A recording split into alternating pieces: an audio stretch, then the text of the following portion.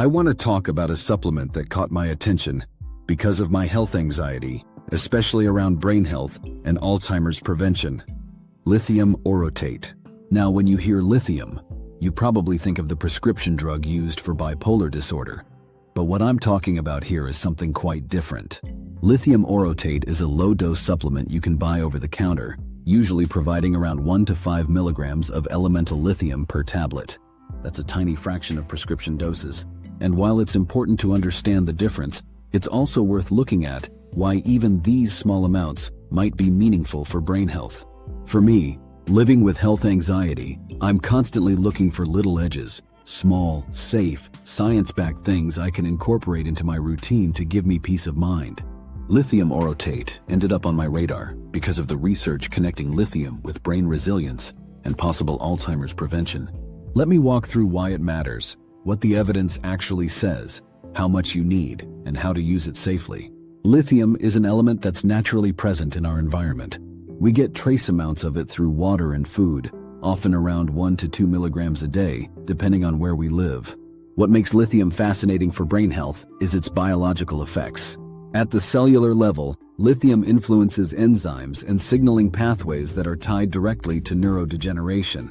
For example, it inhibits an enzyme called GSK3-beta, which plays a role in the buildup of tau tangles inside brain cells. These tangles are one of the hallmarks of Alzheimer's disease. By slowing that process, lithium may help protect neurons from damage. Lithium also boosts brain-derived neurotrophic factor, or BDNF, which supports neuron growth and resilience. It improves mitochondrial function, helping brain cells produce energy more efficiently, and it promotes autophagy, the brain's natural cleanup system for getting rid of damaged proteins. Add in its antioxidant effects, and you can see why scientists take lithium seriously as a neuroprotective agent. These aren't fringe claims. They come from decades of work in both animal models and human studies. So, what's the human evidence? Some of the strongest comes from people who have taken prescription lithium carbonate for mood disorders. In those patients, researchers have observed neuroprotective effects, including a lower risk of developing dementia compared to similar patients not on lithium. That doesn't automatically prove lithium prevents Alzheimer's, but it's a powerful signal that the brain responds to it in a protective way. More specifically, there have been small clinical trials testing low-dose prescription lithium in people with mild cognitive impairment or early Alzheimer's disease. In several of those studies, patients taking tiny, subtherapeutic doses, much lower than psychiatric doses, showed slower cognitive decline and favorable shifts in Alzheimer's biomarkers. That's a huge deal because it means lithium may help even when used at very low levels. Even population-level research adds to the picture. In some regions where drinking water naturally contains small amounts of lithium, researchers have noticed lower rates of dementia and even lower suicide rates. While correlation doesn't equal causation, it's another reason lithium is considered seriously as a brain protective element.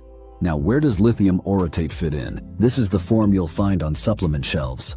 It's not the same as prescription lithium carbonate, and the research specifically on lithium orotate is still very limited. Some supplement proponents claim the orotate form crosses into the brain more effectively, but there isn't solid human data proving that.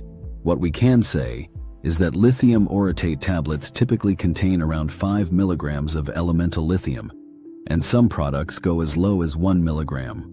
That's within the microdose range, which overlaps with the levels tested in low-dose prescription trials. The catch is that the orotate form hasn't been studied as thoroughly in controlled settings.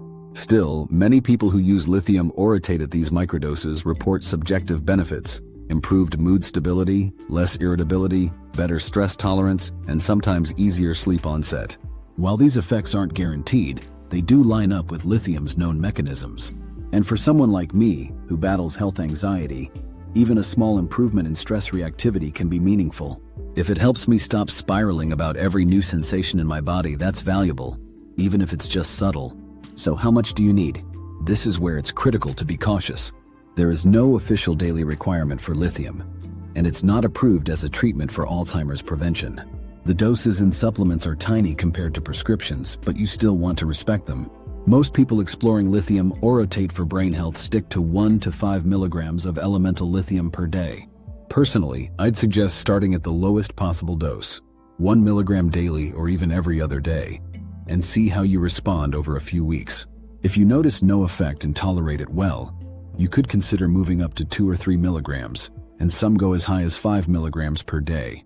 I would not go beyond that without talking to a doctor. Why so careful? Because lithium, even at low doses, is processed through the kidneys and can affect the thyroid. At prescription levels, patients require regular lab monitoring of kidney and thyroid function.